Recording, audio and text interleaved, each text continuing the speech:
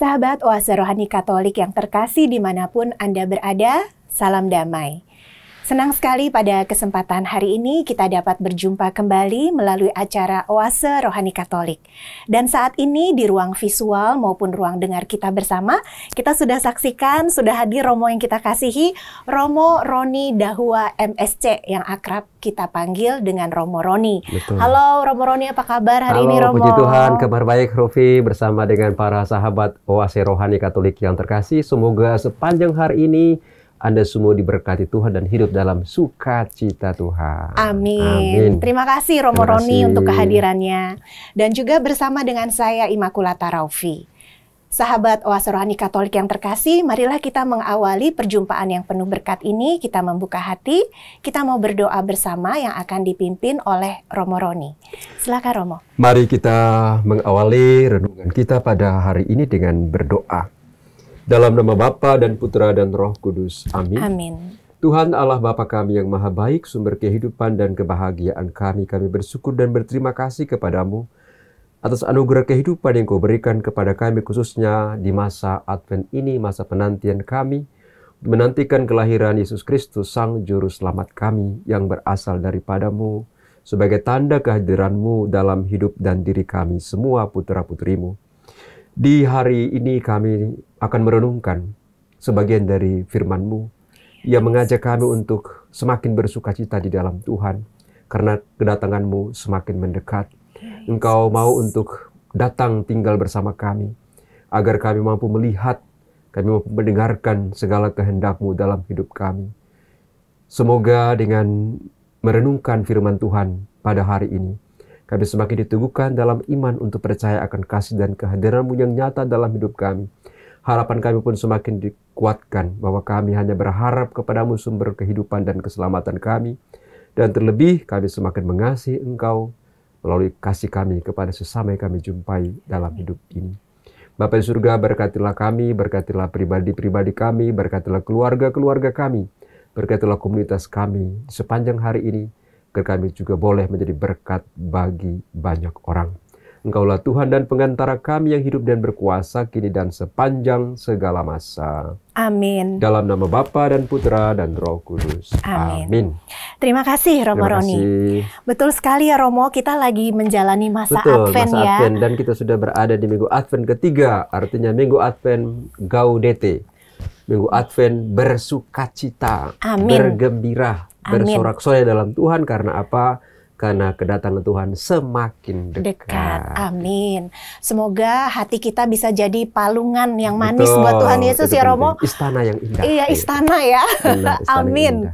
Baik, Romo dan juga sahabat Oase Rohani Katolik yang terkasih, pada hari ini kita akan mendengarkan bacaan-bacaan kudus sesuai dengan kalender Gereja Katolik. Bacaan pertama diambil dari Kitab Kejadian bab 49 ayat 2, dilanjutkan dengan ayat 8 sampai dengan 10. Dan bacaan Injil diambil dari Injil Matius bab 1 ayat 1 sampai dengan 17. Seperti biasa saya akan membacakan bagi kita semua bacaan yang pertama. Bacaan dari Kitab Kejadian. Ketika mendekati ajalnya, Yakub memanggil anak-anaknya dan berkata, "Berhimpunlah kamu dan dengarlah. Ya anak-anak Yakub, dengarkanlah kepada Israel ayahmu. Yehuda, engkau akan dipuji oleh saudara-saudaramu. Tanganmu akan menekan tengkuk musuhmu. Kepadamu akan sujud anak-anak ayahmu Yehuda. Yehuda, engkau ini seperti anak singa. Setelah menerkam, engkau naik ke suatu tempat yang tinggi. Hai anakku, engkau meniarap dan berbaring seperti singa jantan atau singa betina. Siapakah yang berani membangunkannya? Tongkat kerajaan tidak akan beranjak dari Yehuda, ataupun lambang pemerintahan dari antara kakinya. Sampai datanglah Dia yang berhak atasnya, dan kepadanya akan takluk bangsa-bangsa. Demikianlah sabda Tuhan. Syukur kepada Allah. Marilah saat ini dengan penuh sukacita kita menaikkan Mazmur tanggapan. Kiranya keadilan berkembang dalam zamannya, dan damai sejahtera berlimpah sampai selama-lamanya. Kiranya keadilan berkembang dalam zamannya, dan damai sejahtera berlimpah sampai selama-lamanya. Ya Allah, berikanlah hukum-Mu kepada Raja, dan keadilan-Mu kepada Putra Raja. Kiranya ia mengadili umat-Mu dengan keadilan, dan mengadili orang-orang-Mu yang tertindas dengan hukum. Kiranya keadilan berkembang dalam zamannya, dan damai sejahtera berlimpah sampai selama-lamanya. Kiranya gunung-gunung membawa damai sejahtera bagi bangsa, dan bukit-bukit membawa kebenaran. Kiranya ia memberikan keadilan kepada orang-orang yang tertindas dari bangsa itu. Kiranya ia menolong orang-orang miskin. Kiranya keadilan berkembang dalam zamannya, dan damai sejahtera berlimpah sampai selama-lamanya. Kiranya keadilan berkembang dalam zamannya, dan damai sejahtera berlimpah sampai tidak ada lagi bulan.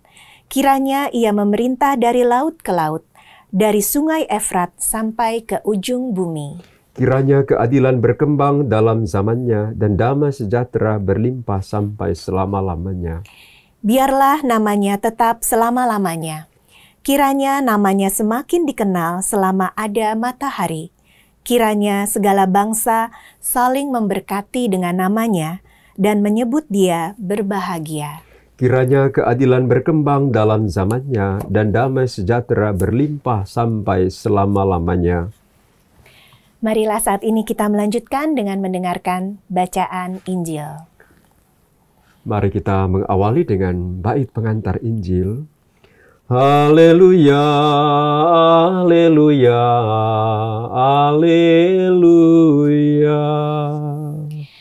Haleluya, haleluya, haleluya.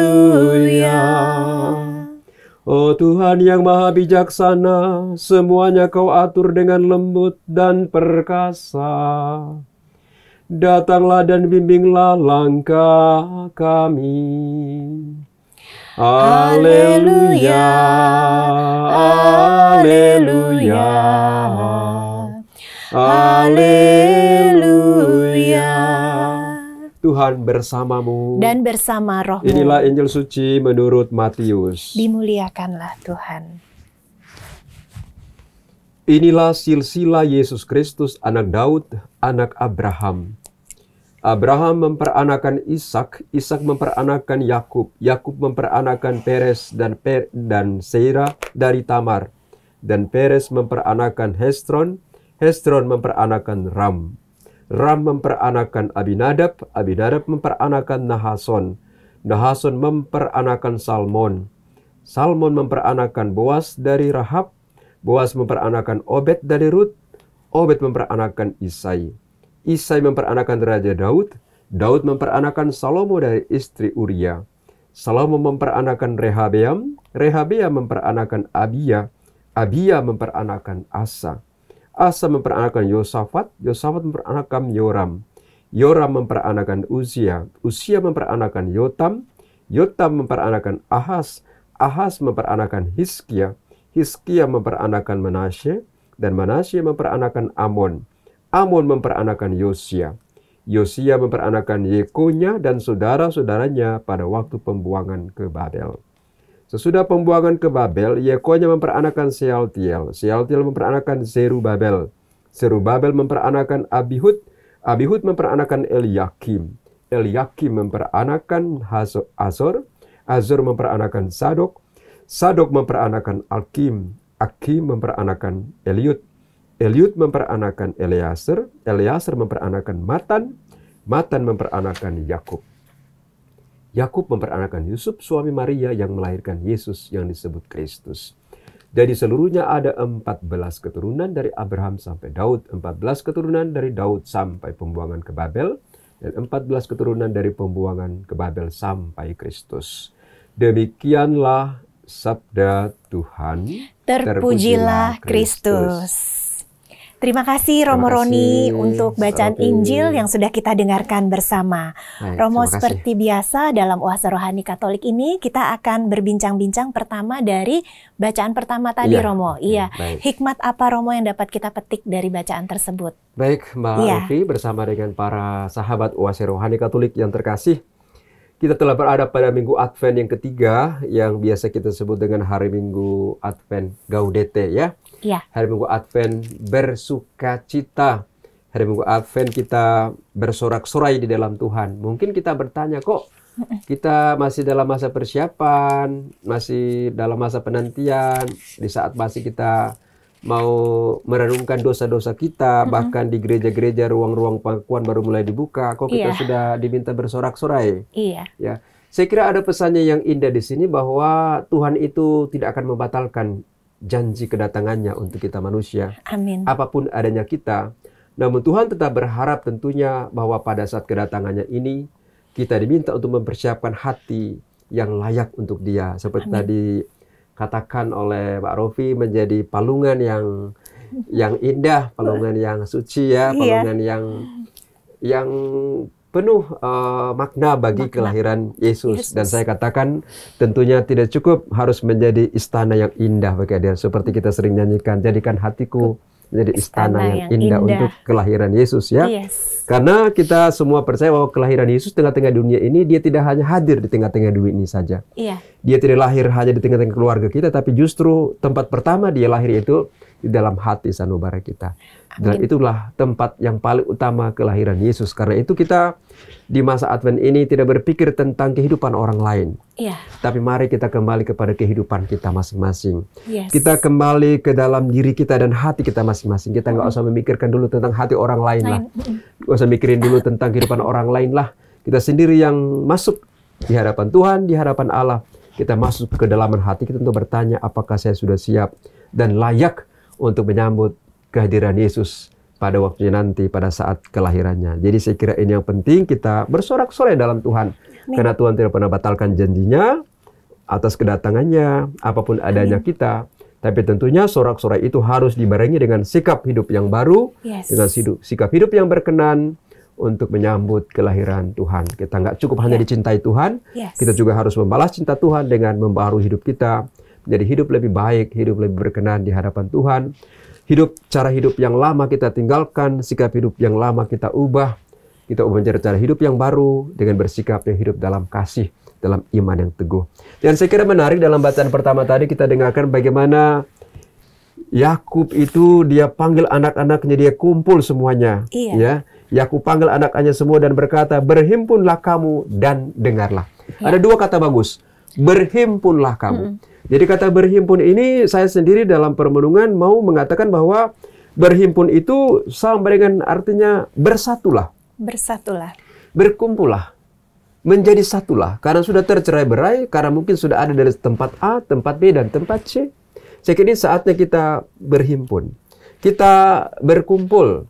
Kita bersatu hati untuk mendengarkan apa yang Tuhan sampaikan, yang Tuhan wartakan untuk kita pada saat kelahirannya nanti.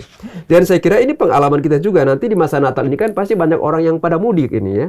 Pada pulang kampung gitu ya. Yang dari negara pulang mungkin ke Indonesia ketemu orang tuanya. Kita dari Jakarta mungkin pulang ke daerah, ke Jawa dan sebagainya. Kita ke Ambon, ke Flores untuk apa? Untuk pergi berhimpun bersama keluarga.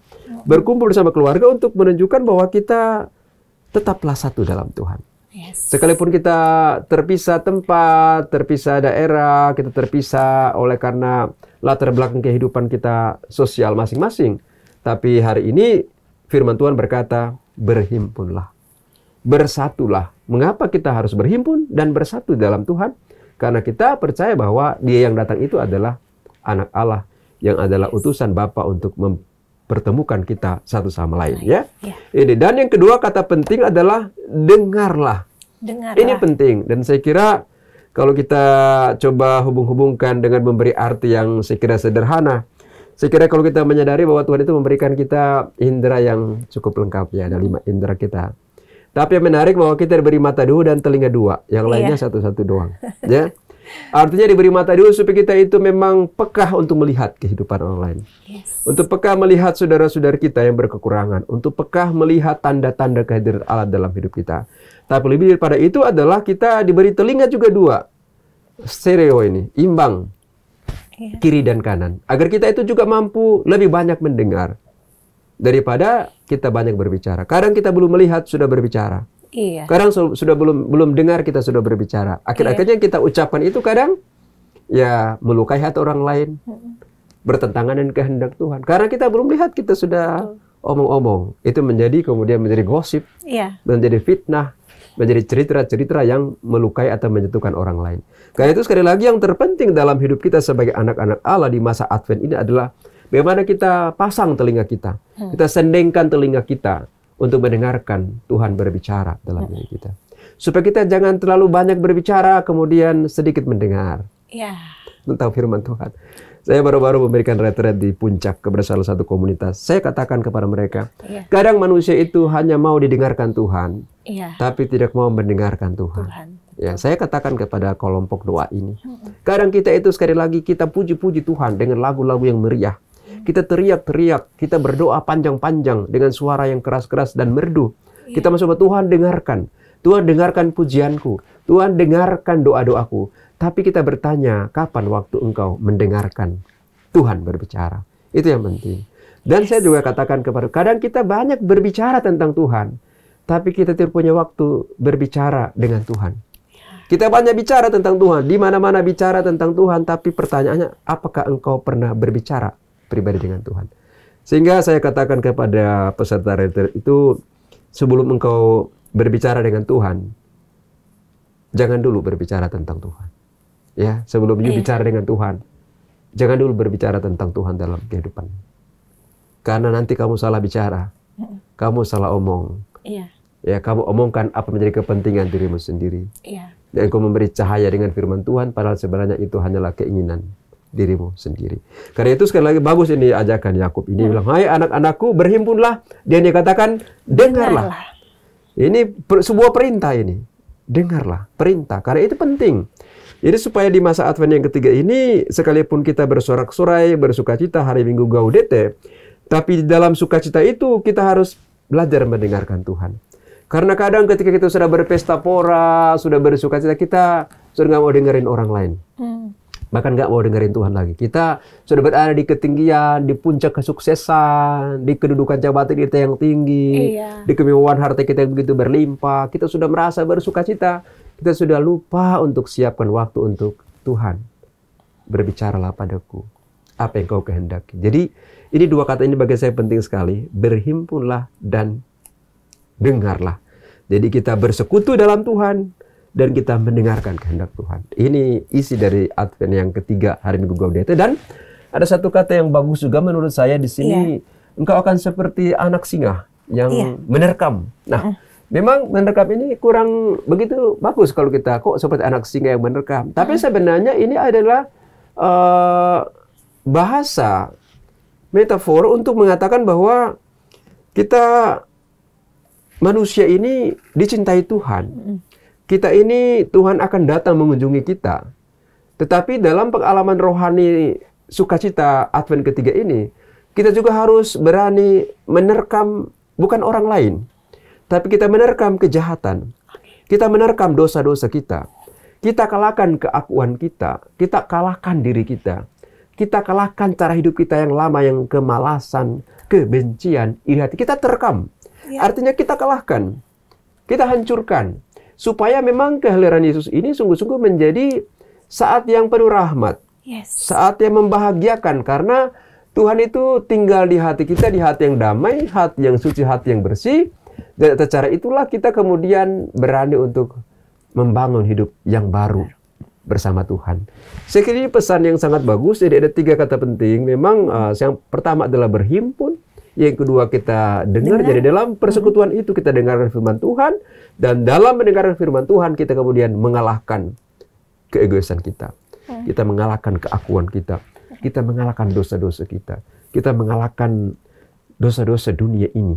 Kebencian, iri hati, dendam, kemarahan, gosip, fitnah, keserakahan. Mari, kita ini anak-anak singa. Kita terkam itu. Dan setelah kita terkam, kita kalahkan, dikatakan sini, kita akan bangun dengan tenang dan tak ada satu orang pun bisa membangunkan kita. Nanti ketika Tuhan datang, baru kita bersuka cita. Jadi, saya kira pesannya bagus. Bacaan pertama ini, para sahabat Oase Rohani Katolik, marilah sepanjang hari ini, dalam terang firman Tuhan, kita selalu berhimpun. Kita bersekutu dengan teman-teman kita, karena kita sama-sama anak-anak Allah. Dan dalam persekutuan itu, kita belajar untuk mendengarkan suara Allah, mendengarkan kehendak Allah. Dan dalam keduanya itu, kita diberi kekuatan untuk mengalahkan dunia dengan segala kejahatannya.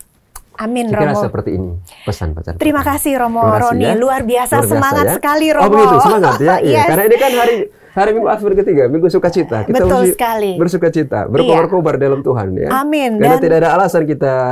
Tadi kan Mbak Rofi bilang, tidak ada alasan Romo kita bersusah hati dalam ini, karena Tuhan sudah atur semua. Amin. Tuhan tidak akan membatalkan janjinya. Kan Mbak Rofi yang beritahu sama Romo tadi. Tidak ada alasan kita. Enggak, saya cuma aminin aja Romo. Ya? Oh, yang kan Romo katakan saya aminin. Mbak Rofi yang bilang sama Romo, kita tidak ada alasan untuk sedih-sedih atau nggak bersuka cita gitu. Iya, dan terlebih lagi bacaan pada hari ini sungguh-sungguh menyemangati kita. Jadi siapapun yang pada hari ini mungkin karena beban pekerjaan, biasa kan mau akhir tahun ya Romo ya, justru malah kayaknya load pekerjaan tuh banyak. Terus mungkin juga masalah keluarga, sakit penyakit yang nggak selesai-selesai. Tapi firman hari ini sungguh meneguhkan kita. Ketika kita bisa mendengarkan suara Tuhan ya Romo, peka dengan apa yang Tuhan kehendaki dalam hidup kita, dan kita mau menanggalkan yang semua tadi Romo sampaikan itu ya. Kita kalahkan ya. Iya, kita kalahkan keakuan, dosa dan lain-lain. Kita pasti bisa menang, kita pasti bisa mengalahkan musuh-musuh kita itu. Optimis jadinya Romo ya. Iya, harus menjadi anak-anak optimis. Tuhan sudah mau datang. Tuhan begitu memberi kuasa pada kita, mencintai masa kita nggak optimis. Iya.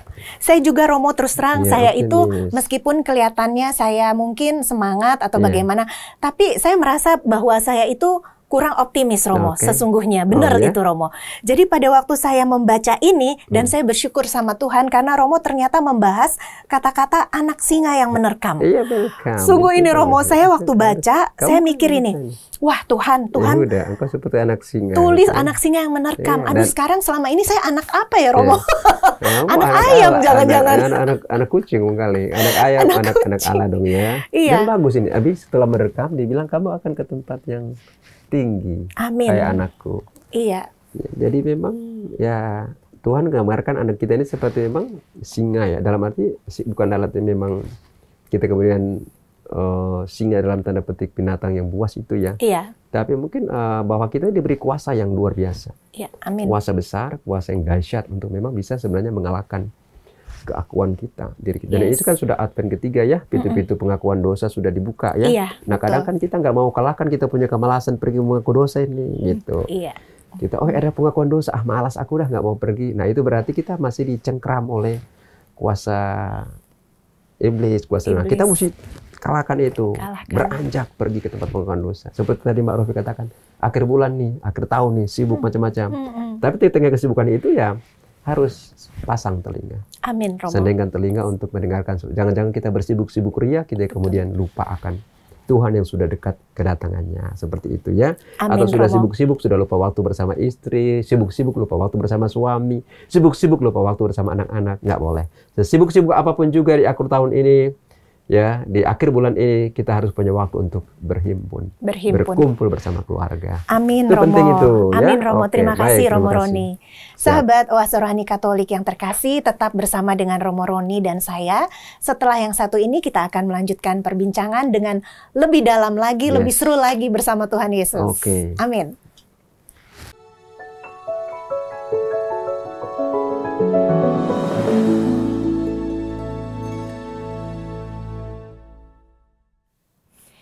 Sahabat Oase Rohani Katolik yang terkasih, salam damai. Kita kembali dalam acara Oase Rohani Katolik di sesi yang kedua. Dan masih bersama dengan Romo Roni. Romo, kita akan berbincang-bincang melanjutkan yang tadi, bacaan pertama. Sekarang kita melangkah ke bacaan Injil. Dan bacaan Injil ini pasti ada selalu ada kabar baik ya Romo. Selalu ada kabar baik. Firman Tuhan itu selalu kabar baik. Amin. Ya. Walaupun kita lihat di sini kita dengar, wah ini lagi nama-nama orang aja nih. Ya. Aduh. Tapi pasti oleh Romo Roni akan nama-nama orang dijelaskan hikmatnya. Iya benar. Apa Romo kabar baiknya Romo? Nama-nama orang semua ini. Iya. Baik, saya kira kita mulai dulu dari Mazmur tanggapan ya. Baik, Romo. Referennya tadi bagus. Dikatakan di sana, kiranya keadilan berkembang dalam zamannya dan damai sejahtera berlimpah sampai selama-lamanya. Saya kira inilah maksud kedatangan Yesus di tengah-tengah dunia ini, bahwa supaya damai sejahtera, keadilan itu berkembang dalam zamannya dan berlimpah sampai selama-lamanya. Dan saya kira salah satu dari Mazmur antar bacaan tadi dikatakan dengan sangat bagus, kiranya segala bangsa saling memberkati dengan namanya yang menyebut dia berbahagia. Jadi kita ini adalah orang-orang yang pantas berbahagia. Ya, Romo. Karena Allah datang itu dia membawa yang menjadi kebutuhan dasariah manusia. Bahwa setiap manusia itu membutuhkan diperlakukan adil, dicintai, dihargai. Ya, karena itu Yesus datang untuk membawa warta ini. Agar kita yang orang-orang berbahagia ini, dikatakan di sini, kamu menjadi pribadi-pribadi yang saling memberkati. Saling memberkati. Supaya damai sejahtera Tuhan itu akan tetap untuk selama-lamanya. Jadi kita kemudian menjadi perpanjangan tangan Tuhan, menjadi perpanjangan pikiran Tuhan, perpanjangan hati Tuhan untuk membawa keadilan dan damai sejahtera bagi manusia dan segala bangsa, agar keadilan Tuhan dan damai sejahtera itu berlimpah sampai selama-lamanya, ya. Amin, Romo. Nah, Injil yang kita dengarkan pada hari ini juga sangat bagus. Memang berisi dari deretan nama-nama yang begitu panjang. Iya. Saya kira nama-nama ini tentunya bagi yang hafal ya, puji Tuhan.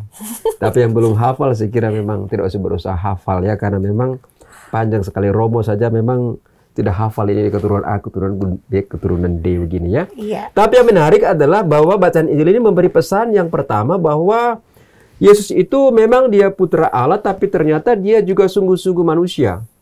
Karena dia berada dalam riwayat, dalam sejarah kita seperti layaknya kita saat ini. Biasanya kalau kita pulang kampung, berkumpul seperti tadi, berhimpun. Biasa kita suka dihimpun, dikumpulin oleh orang tua kita, didudukin terus orang tua kita katakan, dengar ya, dulu kamu itu dulu oma namanya ini, opa namanya ini. Opa itu dulu gini. Oma itu dulu gini, melahirkan 3 anak. A, anak B, anak C. Dari anak itu kemudian melahirkan sekarang papa. Dan mamamu itu, mereka lahir dari keturunan ini. Karena itu mengapa sekarang kamu seperti ini? Karena opa kamu dulu misalnya suka main silat. Jadi kamu sekarang kok main silat gitu. Itu, kamu tuh pelit. Karena memang papa kamu dulu pelit gitu ya.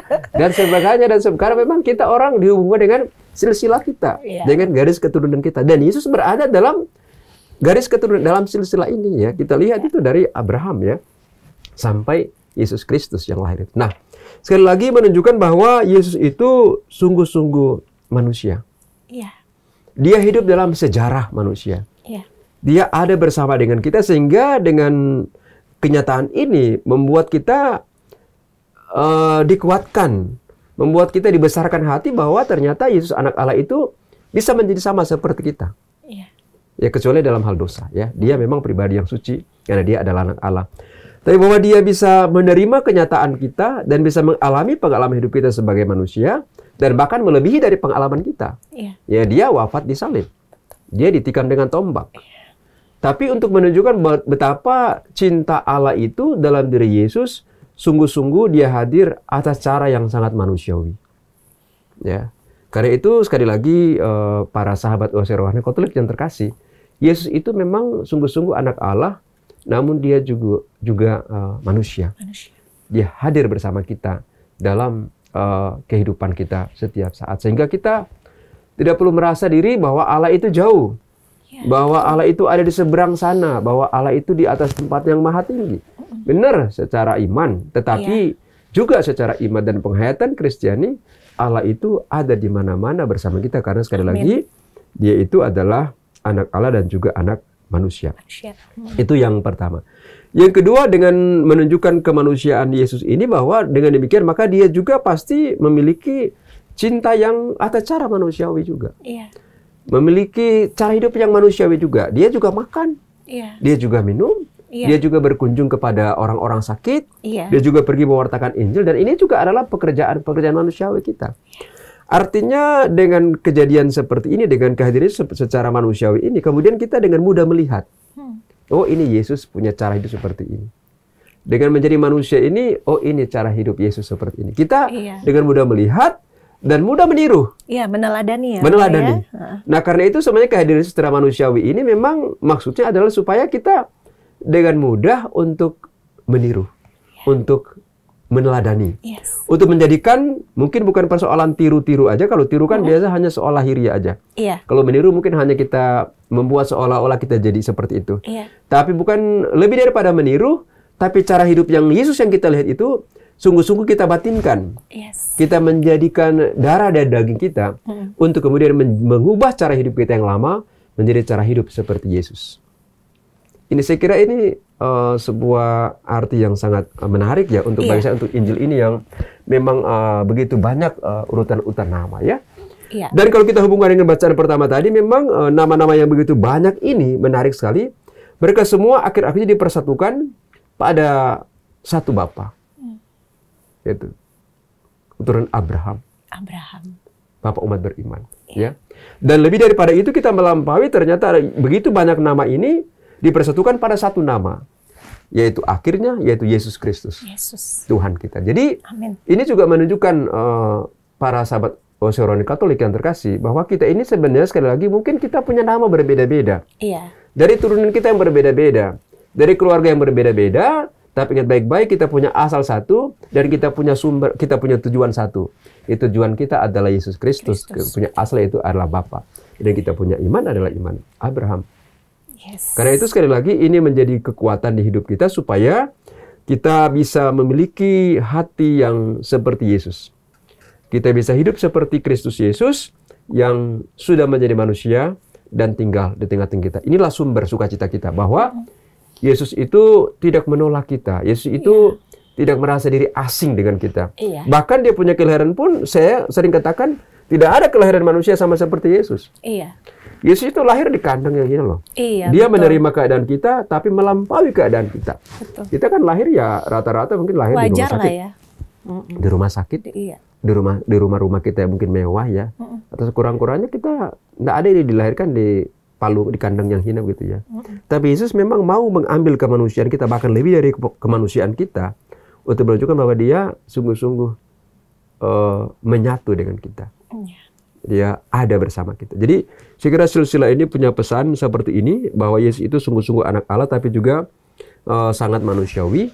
Dia ada dalam sejarah kita, sehingga Allah menjadi pribadi yang mudah untuk dihampiri, didekati, dicintai, dan bahkan membiarkan dia merasuki hidup kita untuk menjadi sama seperti dirinya dalam cara hidup, cara bertutur, cara merasa, dan cara bertindak.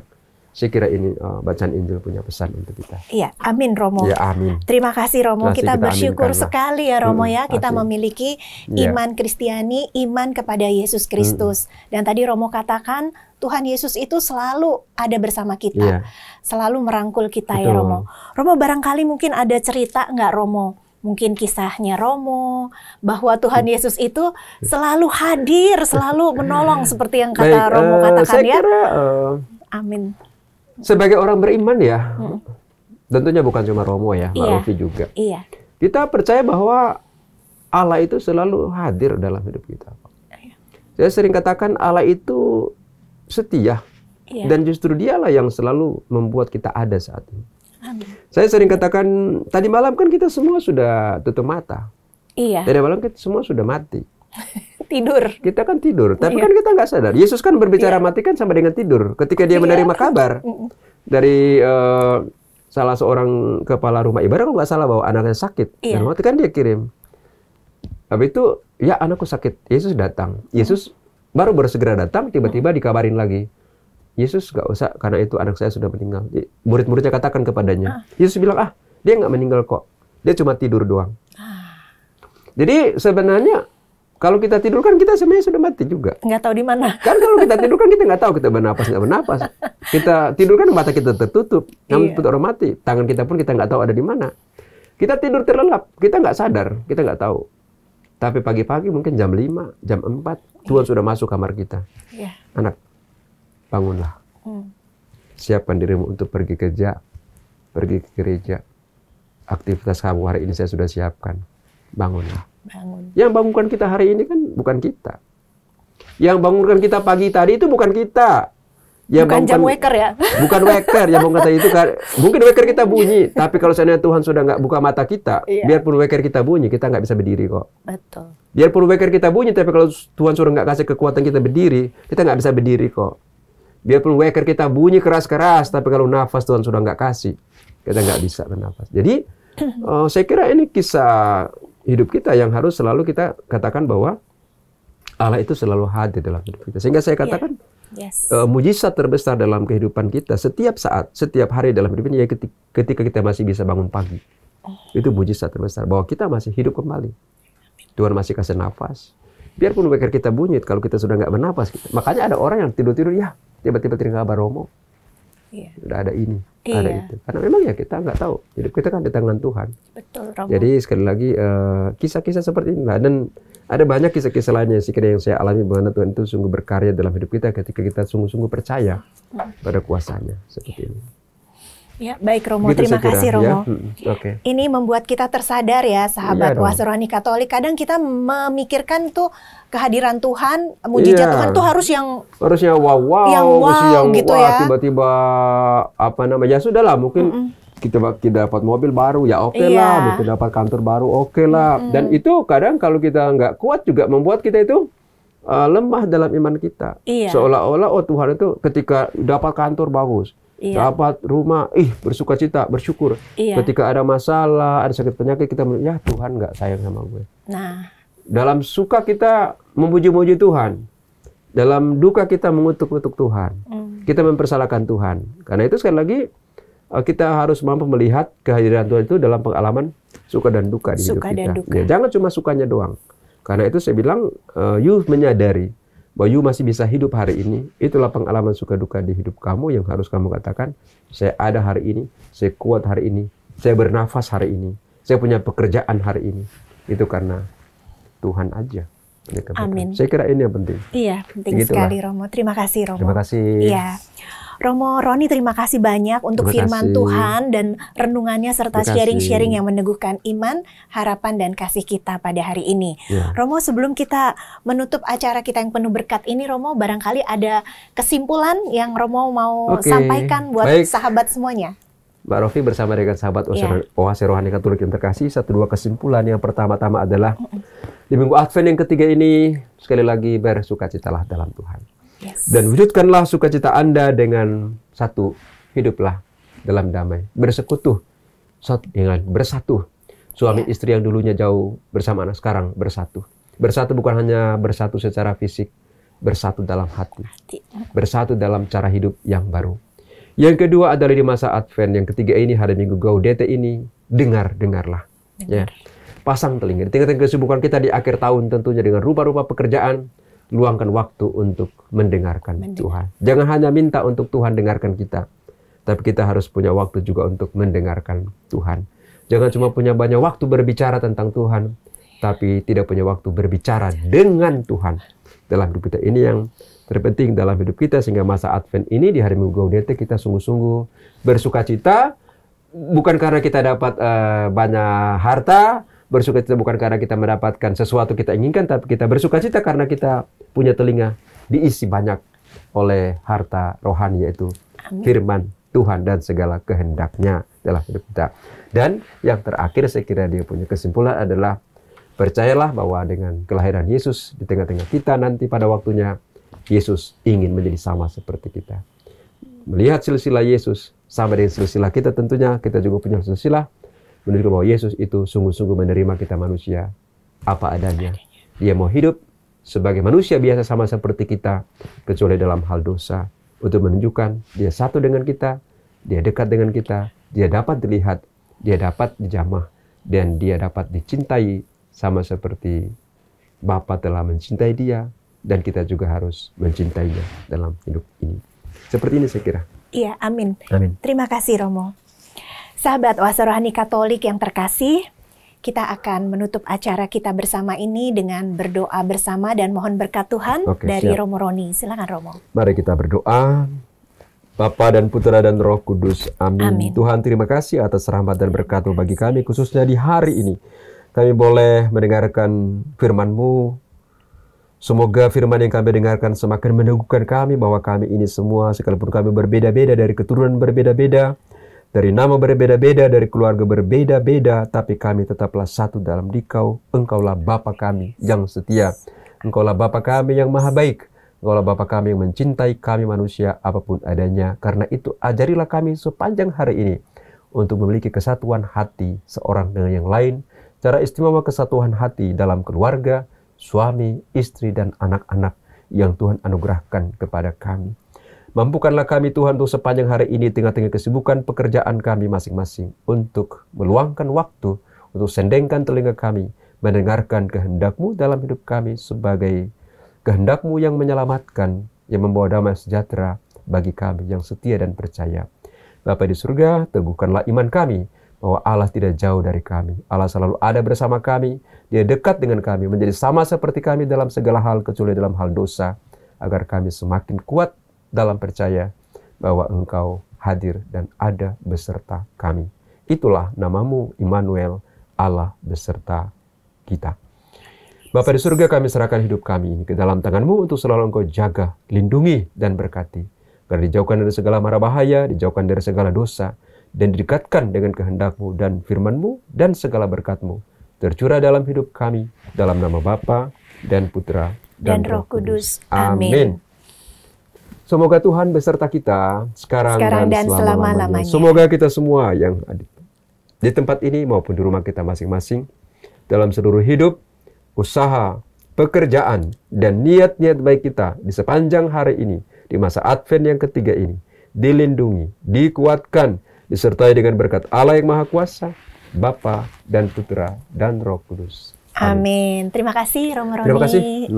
Terima kasih banyak. Sahabat Oase Rohani Katolik yang terkasih, selamat melanjutkan aktivitas Anda pada hari ini. Selalu gembira dan tetap semangat.